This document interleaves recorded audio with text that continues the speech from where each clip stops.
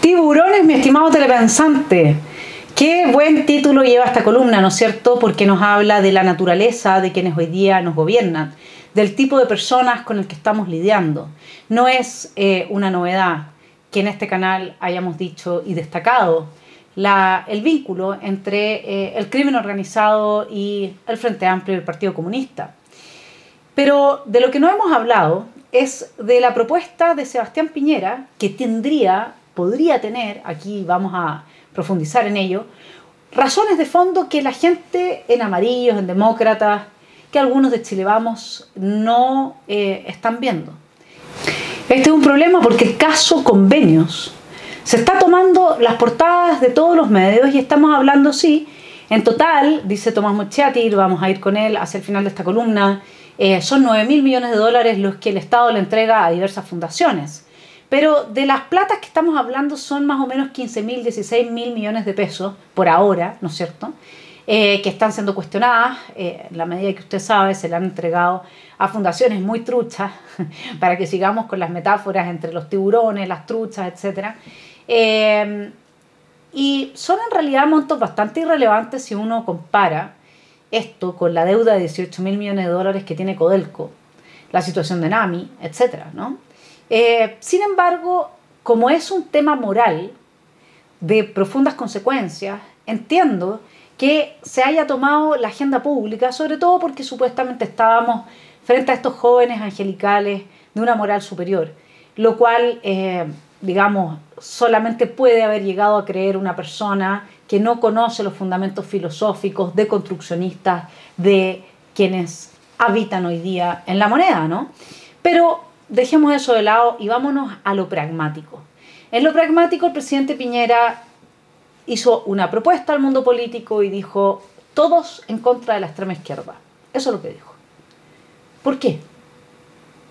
Puede ser que Sebastián Piñera entienda algo que los demás en política no están entendiendo. Puede ser que, habiendo sido un presidente que vivió un golpe de Estado dado por parte de esta extrema izquierda que hoy día nos gobierna y el crimen organizado en esta alianza, puede ser que el presidente Piñera se esté dando cuenta de que a este crimen organizado que se ha tomado la vida del candidato de derecha en Ecuador ahora, solamente se le puede oponer un amplio espectro de políticos que tienen el poder y que son demócratas y que aman el Estado de Derecho, la República, las instituciones, etc. Yo creo que eso es lo que hay a la base de la propuesta de Sebastián Piñera. Porque si la destilamos por un segundo, nos damos cuenta que él sí entiende quién es hoy día el enemigo de todos, desde republicanos hasta estos demócratas. ¿Y por qué es el enemigo de todos? Bueno, porque está en alianza con el crimen organizado, pues. Y sobre eso vamos a profundizar, pero en una arista distinta. ¿Qué pasaría si yo le dijera a la gente como Matías Walker, como Jimena Rincón, etcétera, que la única manera que Chile pueda librarse de la captura que el crimen organizado ha hecho del aparato estatal y de cierto sector político es que todos juntos, bajo el paraguas de un pacto como el propuesto por Sebastián Piñera, nos pongamos manos a la obra para atacar este flagelo antes de que lleguemos a la situación de Ecuador? ¿Estarían entonces dispuestos a transar con la extrema derecha? Cuando leo a Jimena Rincón, que dice lo siguiente: nuestro propósito como partido es representar a la inmensa mayoría de chilenos que logran un nivel de bienestar que no quieren perder o que lo perdieron y lo quieren recuperar. Tampoco queremos retroceder en derechos, libertades y paz social que tanto nos costó obtener. Y por cierto, recuperar la seguridad, una de las principales preocupaciones de los ciudadanos, que nadie desde hace muchos años ha enfrentado con decisión y energía. Hoy estamos pensando, planificando, trabajando, etcétera, y después uno sigue con Matías Walker, que dice: nosotros estamos convocando a estos chilenos para formar una coalición de centro, para hacer una alternativa de gobierno de centro, por lo tanto descartamos cualquier alianza con la extrema derecha o la extrema izquierda. Hay varios problemas en estas declaraciones, pero el peor de todos es no saber dónde uno está parado y quién es el enemigo.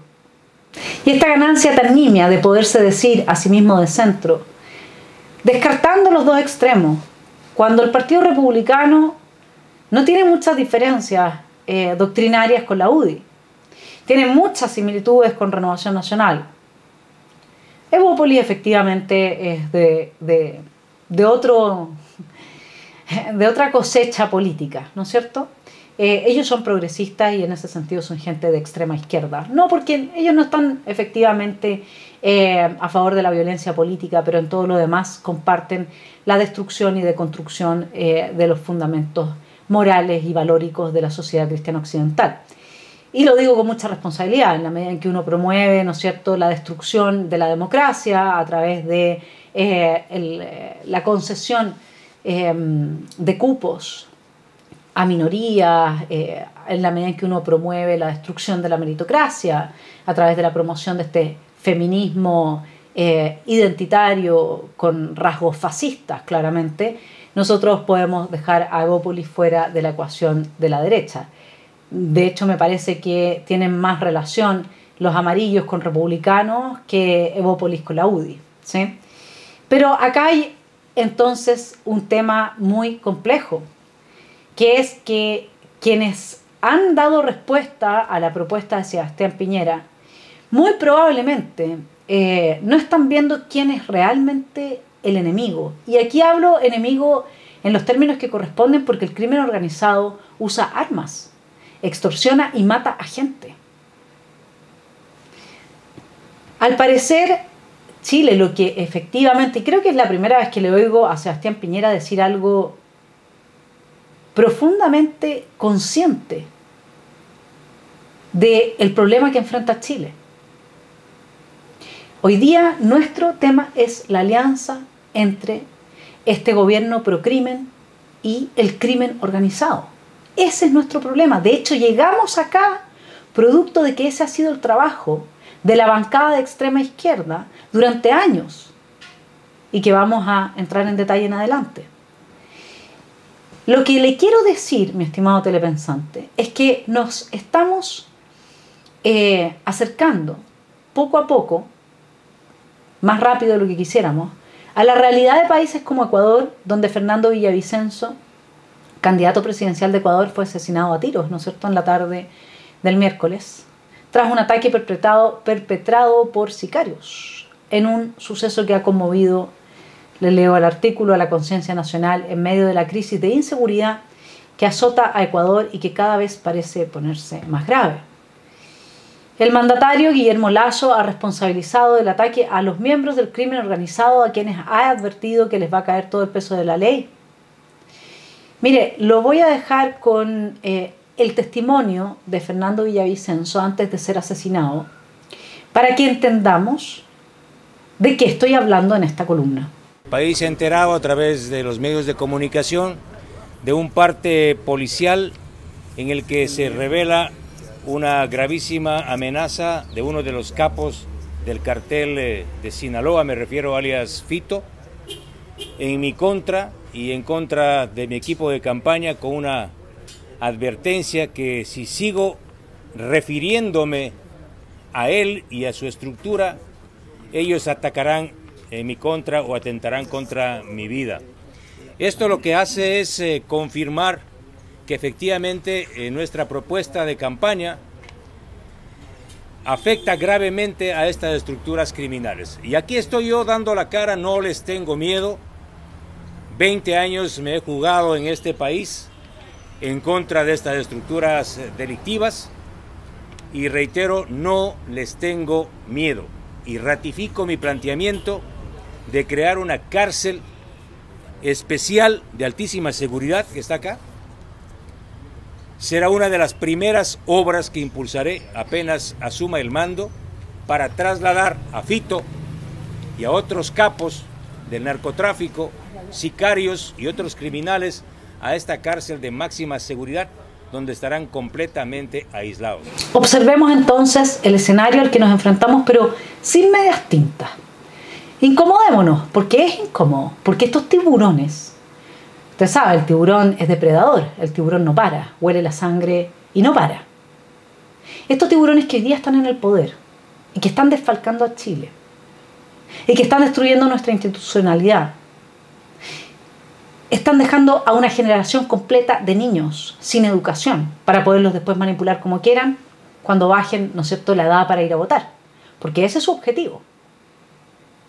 Estos tiburones son realmente los enemigos de cada persona que aprecie su democracia, la república, los valores cristianos occidentales, la moral compartida y que actúe desde el sentido común. La captura, mi estimado telepensante, y cooptación del Estado por parte del crimen organizado es una hipótesis que hoy día está sobre la mesa en Chile y no parece ningún desquiciamiento afirmar una alta probabilidad de su veracidad. Cuando el presidente de Ecuador dice que les va a caer todo el peso de la ley, eso es como también cuando el presidente Boric decía que acá se iban a perseguir como perros, parece, no sé cuál fue la metáfora, a quienes cometieran homicidios, etc. No se puede hacer nada cuando el Estado está capturado por el crimen organizado o cuando parte importante de las élites son y están coludidas con él. Este fenómeno criminal, el de la captura del Estado, se caracteriza por la capacidad que tiene el crimen organizado para controlar de manera sistemática las decisiones del Estado con el fin, fíjese usted, de producir ganancias económicas ilegales en un contexto de alta impunidad. La captura y cooptación es un fenómeno criminal porque está compuesto por un conjunto de delitos tipificados en el Código Penal. Esta aclaración es importante porque no existe un delito que se llame captura y cooptación del Estado. ¿Estamos en Chile frente a ese fenómeno? Yo creo que sí, y creo que el expresidente Sebastián Piñera lo sabe. Me parece que quienes no lo saben son muchos de los políticos que hoy día forman parte de la élite, sobre todo hacia la derecha. Creo que Amarillos tampoco lo sabe, porque si no, aquí habría una preocupación real.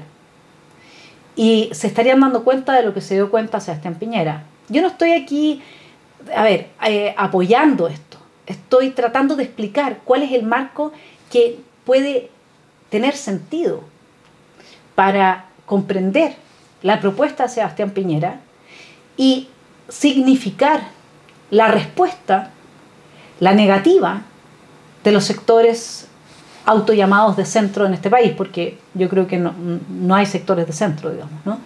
Me parece que hoy a estas alturas no podemos hablar de eso. Preguntémonos entonces si es así, si es verdad que el Estado está cooptado en Chile, y vamos a ver la siguiente imagen. Estos son los proyectos de ley y las votaciones de Gabriel Boric, Giorgio Jackson, Camila Vallejo y Maya Fernández. Ley antiportonazos. Solamente Camila Vallejo la aprobó. Maya Fernández, Giorgio Jackson y Gabriel Boric estuvieron en contra de la ley antiportonazos, es decir, a favor del crimen organizado. Ley Naín, que aumenta, ¿no es cierto?, penas a delitos en contra de carabineros.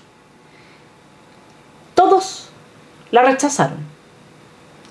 Ley de control de armas, que ahora la quieren imponer, obviamente, porque quieren desarmar a los ciudadanos, porque no quieren que el crimen organizado encuentre resistencia, esa es mi hipótesis.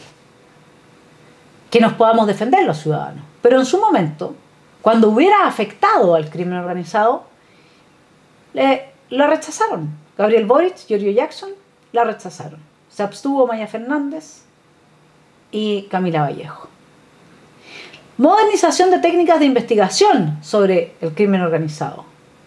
Gabriel Boric la rechazó, se abstuvo, Giorgio Jackson también, Camila Vallejo también y Maya Fernández se abstuvo. Robo de madera. Todos la rechazaron. O sea, rechazaron una ley, varias aquí de las que le estoy explicando, que conducen al enriquecimiento ilícito del crimen organizado. En otras palabras, si vamos a la definición que yo le cité de captura del Estado, el Estado de Chile está capturado por el crimen organizado a través de esta clase política que nos está gobernando. Y que muy probablemente tenga muchos tentáculos, podemos suponer, en el Poder Judicial y en otras instancias. Ahora, ¿es esto nuevo?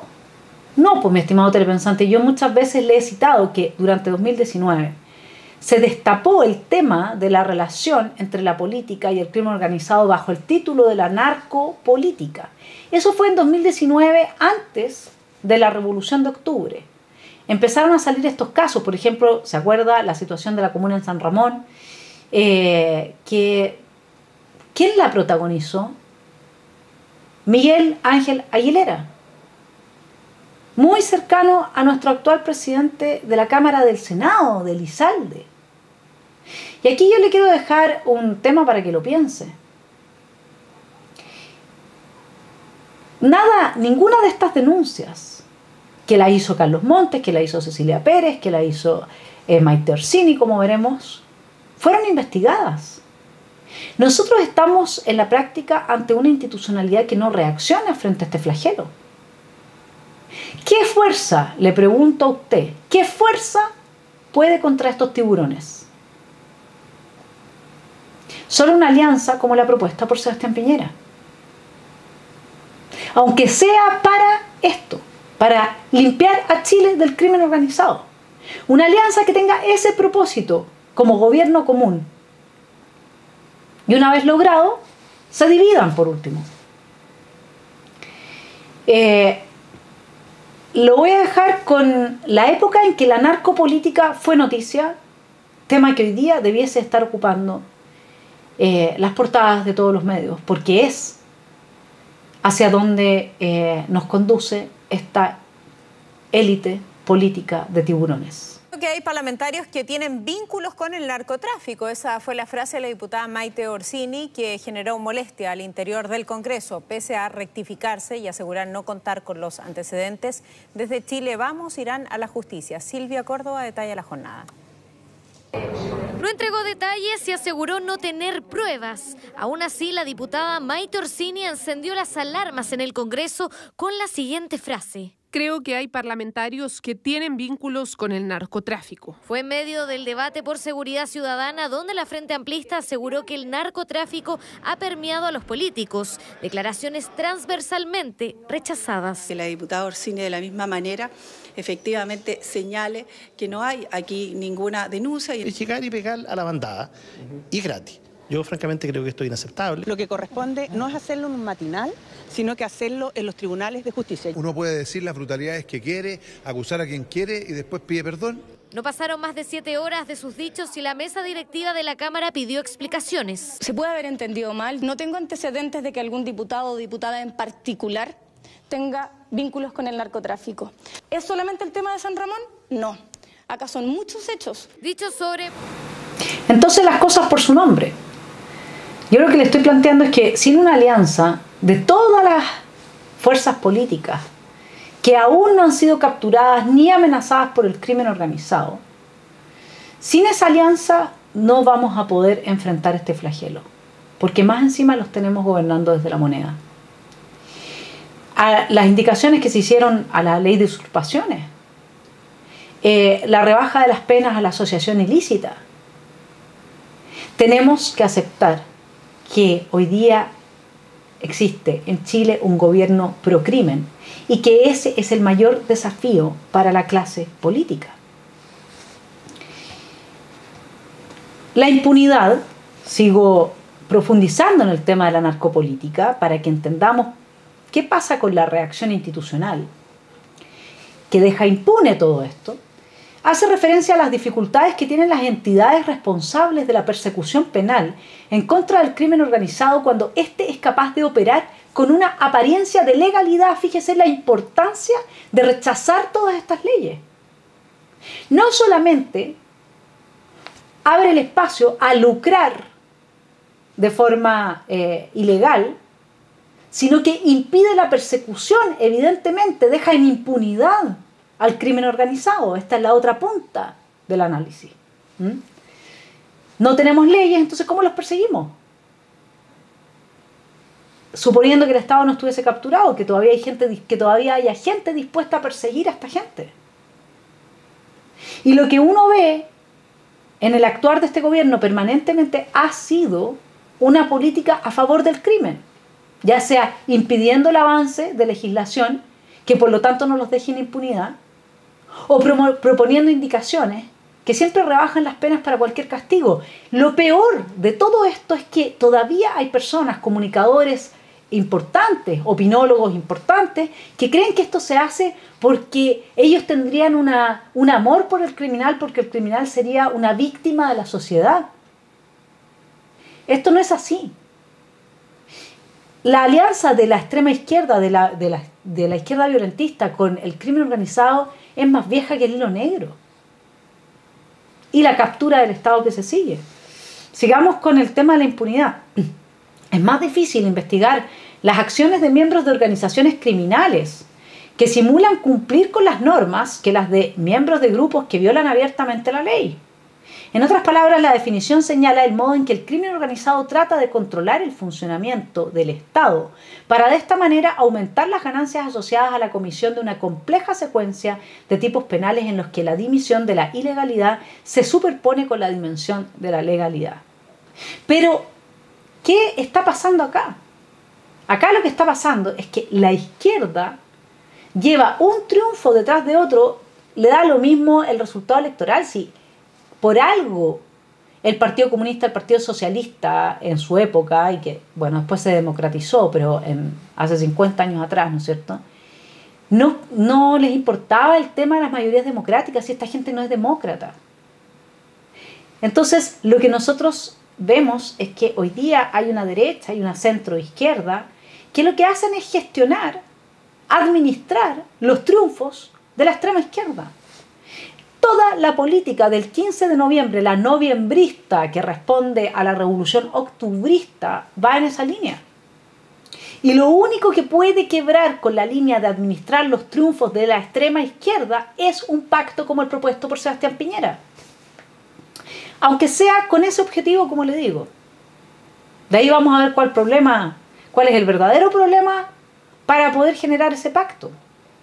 Dicen que Jackson se va a ir al Senado, en el caso de que era la forma como se quiere salvar el pellejo de él. Lo van a acusar, esperemos que la acusación constitucional en contra de Jackson esta vez sí sea apoyada por toda la derecha, incluyendo a la que administra los triunfos de la izquierda, que hizo un papelón gigantesco al no apoyar la acusación constitucional contra el peor ministro de Educación que ha tenido Chile en su historia.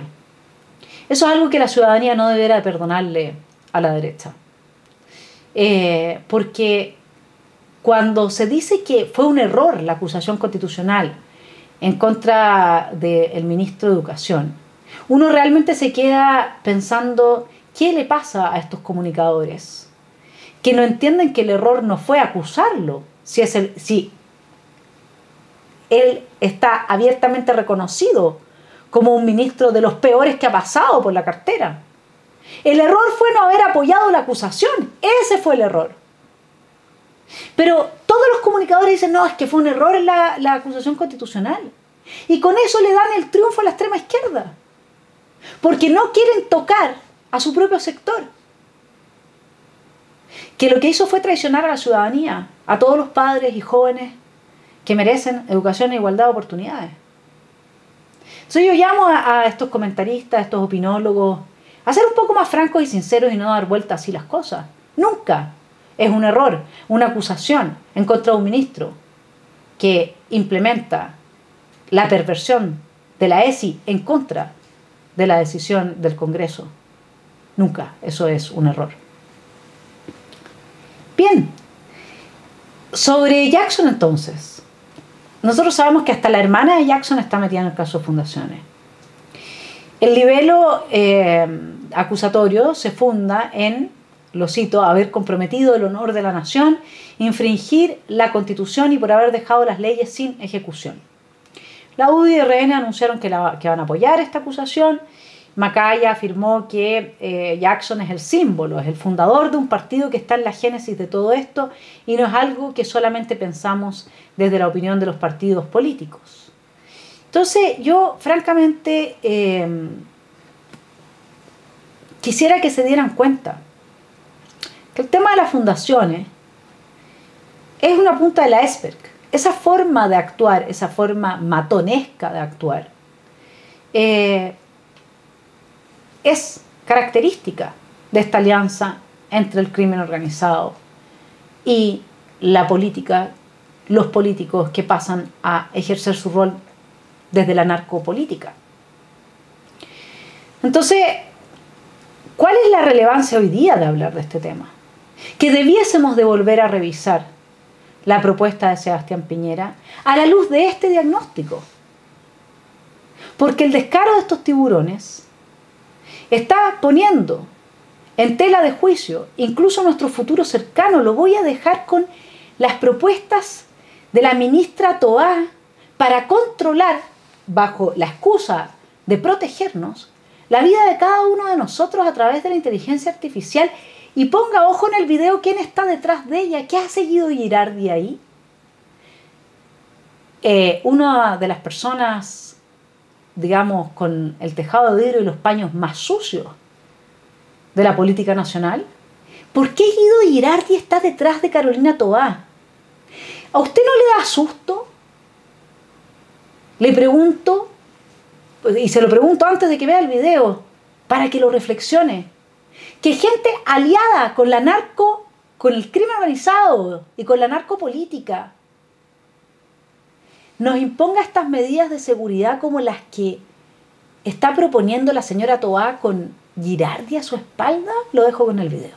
Fruto de todo ese trabajo se definió un proyecto, se le presentó al presidente, él lo anunció el 1 de junio, cuando se despachó el Ministerio de Seguridad del Senado, se estableció un artículo en que el futuro Ministerio de Seguridad va a tener la obligación de tener un sistema nacional que coordine la teleprotección que tienen distintos municipios, gobiernos regionales, sistemas de transporte, sectores comerciales, privados en general. Y en el intertanto, mientras ese proyecto se despacha, vamos a echar a andar este programa piloto que va a partir en una zona de la región metropolitana, la que está bajo el territorio de la Fiscalía Centro Norte, que agrupa 14 municipalidades, donde habitan más de 2 millones de personas, donde está concentrada gran parte de las comunas con mayores índices de vulnerabilidad sociodelictual y donde hay ya una gran capacidad instalada de cámaras de teleprotección, pero que sin embargo no estamos ocupando de manera óptima. ¿Por qué? Porque no están conectadas entre sí y porque no aplican inteligencia artificial. Este proyecto las va a conectar todas, las va a poner en una plataforma común que se va a seguir aquí desde Senco. Se va a tener todo un protocolo para manejar las imágenes con protocolos de custodia, preservando la identidad y la privacidad de las personas, pero dándole utilidad a esto para la persecución del delito, partiendo por 3 grandes objetivos. Es un piloto, después vamos a escalar a otras materias, pero partimos con estas 3. En primer lugar, identificar a personas que están con orden de aprehensión, personas prófugas. En segundo lugar, identificar a personas perdidas. En tercer lugar, identificar vehículos que están con orden de búsqueda. Ese va a ser el punto de partida, pero el día de mañana este sistema va a permitir, por ejemplo, identificar movimientos anómalos que dan cuenta de la comisión o del intento de comisión de un delito. Y nos va a permitir, nos va a entregar una cantidad enorme de información. Pero esto no es nada nuevo, mi estimado telepensante. Como ya le advertí, desde hace mucho que está esta alianza. Hacia el final de esta columna vamos a ir con el video de las coloradas, donde nos habla de el GAP que se formó durante la campaña presidencial de Allende, de Salvador Allende, y lo formó ni más ni menos que Fernando Gómez. Él fue miembro del grupo guerrillero boliviano de formación cubana ELN. ¿Qué es lo que es el ELN? Bueno, es un símil a la FARC, el Ejército de Liberación Nacional. Son gente intensamente vinculada al tráfico de drogas y al crimen organizado. Y esto se hizo a instancias de la hija de Allende, Beatriz Allende. Ellos formaron el GAP. Es decir, la misma alianza que vemos hoy día, crimen organizado, extrema izquierda, revolucionaria violenta, forma estos grupos, ¿no? Y se protegen entre ellos, unos evitando la legislación, otros incluso asesinando a los opositores políticos, como sabemos que acaba de pasar tristemente en Ecuador. Antes de ir con el video de las coloradas, vamos a cerrar esta columna con ese video para traerle a la memoria la historia del GAP. Quisiera hacer un punto en favor de republicanos. Y esto es algo que realmente la prensa tradicional, la que no va a ser juzgada por la Comisión de Desinformación de la señora Vallejo, ya es hora que se empiece a hacer cargo. Porque acá el problema no lo tienen los amarillos ni los demócratas en pactar con esta extrema derecha, que a mí me encantaría que me dijeran qué es lo extremo, creer en Dios y resguardar la vida del que está por nacer. ¿Eso es lo extremo? Discutámoslo, ok, pero frente a eso, ¿me van a decir que no es realmente extremo tener una alianza con el crimen organizado, dar un golpe de Estado, no permitir la alternancia democrática y pacífica en el poder? ¿Cómo podemos poner en la misma balanza una extrema izquierda de esas características con una extrema derecha? Bueno, yo le voy a decir a demócratas, amarillos y a Chile Vamos, que acá los únicos que tienen algo que perder con una alianza como la propuesta por Sebastián Piñera son los republicanos. Porque los republicanos podrían hablar desde su sector de los extremadamente corruptos. Porque todo el resto de la clase política, a excepción de republicanos, tiene tejado de vidrio. Y lo dejo con un video de una entrevista que hace Tomás Moschetti. Para que se entienda la magnitud, en lo que va de 2023, solamente en lo que va este año, primer semestre, digamos, se han recibido por instituciones sin fines de lucro en Chile 9.400 millones de dólares. A ver, son 7.520.000 millones de pesos, son cifras astronómicas. Solamente hasta junio de este año han recibido 6 veces lo que durante todo el año va a rentar Codelco. 6 veces. Sí.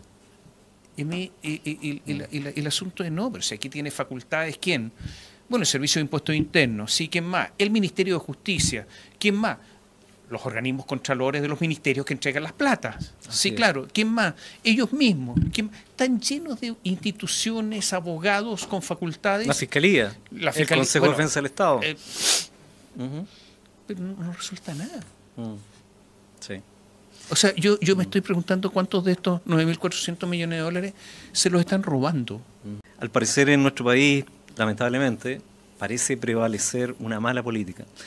Ahora, mire, en el proceso de elección del fiscal nacional, el último en el que yo participé, a mi juicio se corría el riesgo de repetir un proceso de enorme deslegitimación de una autoridad, la del fiscal nacional, que parece hoy más importante que nunca, porque la última vez que se hizo ese nombramiento, antes del actual, digamos, el señor Abbott, claro, eso fue en el marco de las operaciones destinadas precisamente a detener las investigaciones por el financiamiento ilegal de la política. Y en ese entonces, en vez de exigir quienes designaban o quienes elegían a esta autoridad, al fiscal nacional, en vez de exigir garantías para una persecución penal objetiva, imparcial, que es lo que correspondería, a mi juicio, en un Estado de Derecho, se trató de todo lo contrario, se trató de conseguir de los candidatos garantías para el cierre de las causas que afectaban a gran parte de la que denominemos clase política. Y a grandes empresarios. Y también a grandes empresarios. Entonces, ¿qué ocurrió al final? O sea, al pasar eso, el resultado fue una agudización del desprestigio institucional frente a la ciudadanía. No solo de la Fiscalía, sino que de las instituciones en su conjunto. O sea, lo que sostiene, Cristian, que el desprestigio institucional es un desprestigio justo. Un desprestigio que es consecuencia de cosas que pasaron. O sea, esto no es un invento de los ciudadanos, de la sociedad, de los medios. No, es un desprestigio por lo que hicieron. Es lo que me parece a mí. Me parece a mí que la mirada fue muy corta de quienes precisamente diseñaron en ese entonces una estrategia de impunidad, una verdadera amnistía de hecho, una autoamnistía. Pero usted sabe quiénes lo hicieron, ¿no? Sí, sí, por supuesto. Yo diría que ahí en forma transversal gran parte de la denominada clase política estuvo en eso. Desde la presidenta de Bachelet para abajo, ¿no? Sí, es probable, es probable. O sea, porque usted tuvo una reunión, me acuerdo. Es probable que desde desde la presidencia hasta los partidos políticos, funcionarios, etcétera, estuvieron lobistas, empresarios. Lobistas, empresarios. Bueno, mi estimado telepensante, usted me va a decir, pero Republicanos igual no podría gobernar solo, necesita alianzas, necesita respaldo, etcétera. Es muy grave lo que se hizo con el fiscal nacional. Esto está a la base del malestar que expresó ese millón de chilenos que salió a la calle para el 18 de octubre. Es muy grave lo que hicieron con el refichaje de los partidos políticos. Es muy grave lo que han hecho con el financiamiento de sus propias campañas. Todo eso es muy grave y de todo eso Republicanos está libre de polvo y paja. Puede ser que muchos no estemos de acuerdo con la manera en que ha enfrentado el proceso constituyente. Yo me sumo a ellos. Viene una excelente entrevista la próxima semana respecto de los temas de fondo, de familia, de persona, de autonomía progresiva, etc. Así que no se la pierda el próximo miércoles con Julio Alvear Telles, que ha analizado muy a fondo la propuesta del comité de expertos y las indicaciones de Republicanos. Pero Republicanos hoy día son la esperanza de este país. Así que ojo con quienes los atacan. Si no hay Republicanos, no hay nada. Son los únicos que no tienen tejado de vidrio en términos de corrupción. El caso de Abbott es gravísimo. Es gravísimo. Y nuestro país no se va a recuperar de ninguno de los flagelos que van a provocar que nuestra vida común sea cada vez más difícil. Si es que aquí alguien no se pone los zapatos de aquel que camina por la ruta de la justicia, de la solidez institucional, del Estado de Derecho, de la defensa de los resultados en las urnas. Si es que aquí alguien no empieza a decir la verdad. Y ahí yo quiero invitar al expresidente Piñera, si es que en algo le hace sentido este análisis, a que empiece, si es que está de acuerdo, digamos, a que diga las cosas. Dígalo, dígalo. Ya lo ha dicho Carlos Larraín. Yo sé que no se llevan tan bien, pero bueno. Ha tenido el coraje de decirlo. Lo ha dicho Sergio Muñoz. Lo ha dicho el general Rosa. Dígalo usted. Le dieron un golpe de Estado. Y para que el país se recupere del poder que ha logrado esta élite política de extrema izquierda en alianza con el crimen organizado, necesitamos unirnos todos los demás. Dele a su relato una justificación comprensible que por lo demás es lo que hoy día está pasando en el país. Si al final, tarde o temprano, cementerio metropolitano, nos vamos a morir todos, ninguno de los millones que cada quien tenga en su cuenta se los va a llevar. Lo único que va a haber valido la pena es habérselas jugado por las instituciones que trascienden en nuestro mundo común, protegiendo los derechos y las libertades de las personas. Eso es lo único que podemos legar a este mundo. Algo de lectura de Hannah Arendt le hace falta. Entonces, francamente, hoy día lo que está pasando en nuestro país es gravísimo. Y tenemos a las Fuerzas Armadas y de Orden neutralizadas. Tenemos a los viejos en Punta Peuco enfermos, muriéndose ahí en ese geriátrico y en la cárcel de Colina. Y ahora tiraron a los que ya no caben en Yumbel, etc. Mientras la señora Iracy Hasler le cambia el nombre a las calles en Santiago Centro. Y ellos siguen dando la pelea y siguen destruyendo a nuestros hijos en las escuelas. ¿Y cuántos padres que para qué? Qué desagradable, Vanessa. Bueno, déjeme decirle una cosa, la pelea se da así, porque este es el futuro de nuestro país y es un futuro que no No le estoy hablando de 20 años más, le estoy hablando de pasado mañana. Si esto es muy grave, lo que pasó en Ecuador nos tiene que servir para entender que efectivamente tienen que aliarse todos aquellos que están en el poder político y que no tienen relaciones con el crimen organizado para, primero que todo, liberar a nuestro país de ese flagelo. Y segundo, tienen que poner normas de probidad radicales para el ejercicio de los cargos y las funciones públicas.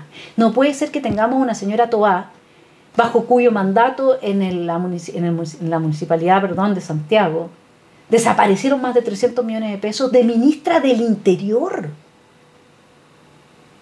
Lo siento mucho, pero si alguien tiene chanchullos con platas públicas, no puede ocupar un cargo público, no puede. Así de simple. Tenemos que rescatar la moral de nuestro país y a partir de eso revivir el funcionamiento de las instituciones y el respeto a la ley. No sacamos nada con una nueva constitución si la gente en este país ya no respeta la ley. Las consecuencias son gravísimas. Vamos a perder a Chile. Yo invito a compartir esta columna con las personas que fueron convocadas por el presidente Piñera para que entiendan cuál es su enemigo. Y lo dejo con el ayuda a memoria al punto que podemos llegar, la manera en que opera esta gente. Nada nuevo bajo el sol. Producido por Las Coloradas, un saludo para ellas. Aquí está entonces un botón de muestra con la historia del GAP, de qué es lo que tradicionalmente podemos esperar de un sector político que abraza la violencia para llegar al poder, que tiene aspiraciones totalitarias, que no respeta los resultados democráticos y que usa a los sectores políticos democráticos, ¿no es cierto?, el Kerensky, aquí señor Schalper, Macaya, etcétera, para que administren el triunfo de la extrema izquierda, sus propios triunfos. Que tenga un muy buen fin de semana. Para cualquier joven de hoy, Gap significa una atractiva marca de ropa. Pero, ¿y si preparamos un cóctel con la sigla Gap, la milicia personal del fallecido dictador de Haití, François Piña Duvalier, y unas gotas del mojito Salvador Allende? ¿Qué tenemos? Check-in, check-in, check-in. Y está el Gap Chilensis.